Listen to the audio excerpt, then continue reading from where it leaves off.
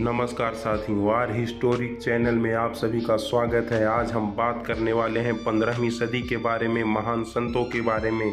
आज 21वीं सदी है और आज हम जिस ये मंदिर परिसर में हैं, ये बाबा रामदेव का मंदिर परिसर है और यहाँ पे चामुंडा माँ, राधा कृष्ण और राम लक्ष्मण सीता, महादेव का मंदिर, ये सब यहाँ पे स्थापित किया गया है इन सभी को साथ में। और बाबा रामदेव का क्या इतिहास है 15वीं सदी का। और 15वीं सदी में और महान संत हुए, जैसे कि रामानंद हुए थे और उसके बाद गुरु नानक देव जी हुए थे। तो रामानंद, गुरु नानक देव जी और कबीरदास, जो ये सब कबीरदास थे, ये सब 15वीं सदी के बहुत महान संत हुए थे साथियों। और इनका इतिहास तो सब लोग जानते हैं, लेकिन आज हम बात करेंगे बाबा रामदेव के इतिहास के बारे में। यह भी एक महान संत थे।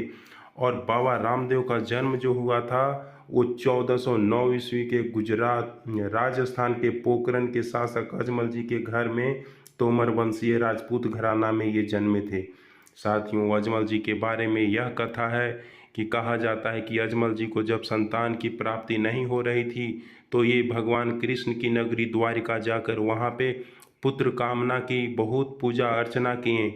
और बहुत पूजा अर्चना करने के बाद भी जब इन्हें पुत्र प्राप्ति की कामना पूर्ण नहीं हुई, तब ये द्वारिका के बगल में अरब सागर में जाकर अपनी जान दे दिए।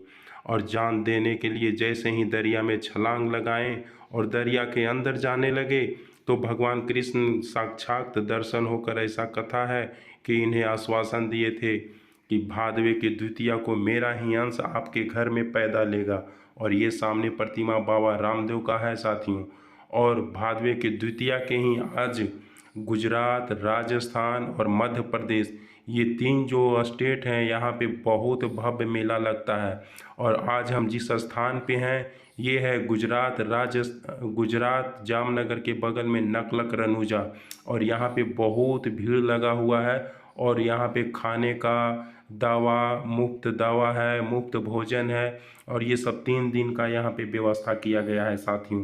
तो आज हम बात करते हैं बाबा रामदेव के जन्म में जो चमत्कार हुआ था उस पे। कहा जाता है कि जब बाबा रामदेव का जन्म हुआ था उस समय जितने भी अजमल जी के महल में पानी से भरा हुआ बर्तन था वो दूध से भर गया था। अजमल जी के महल के आंगन में कुमकुम का पद चिन्ह बन गया था। आकाशवाणी होने लगी थी, घंटी बजने लगी थी और बिजली चमकने लगी थी साथियों। और जब राजा बने बाबा रामदेव जी, और राजा बनकर जब इनका जनता पे शासन करने की बारी आई तो ये जनता का शासक नहीं बनकर जनता का सेवक बने। और उस समय जो उच्च जाति के लोग दलित जाति को दीनहीन समझते थे और उनका शोषण करते थे, तो ये छुआछूत और भेदभाव के कट्टर विरोधी थे।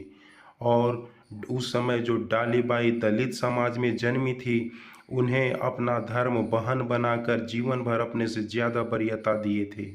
डालीबाई जब बाबा रामदेव समाधि लेने जा रहे थे तब वह जीवित समाधि भी ले ली थी साथियों। ऐसा कुछ इनका इतिहास है।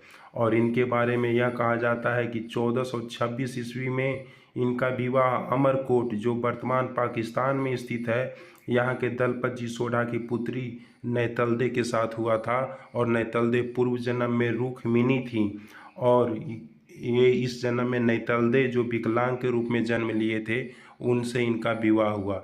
इनके बारे में यह कथा है कि जब अग्नि के 7 फेरे लेने के लिए बाबा रामदेव ने नैतलदे जी का हाथ पकड़ा तो नैतलदे जी दोनों पैरों पे चलकर अग्नि के 7 फेरे लेने लगी।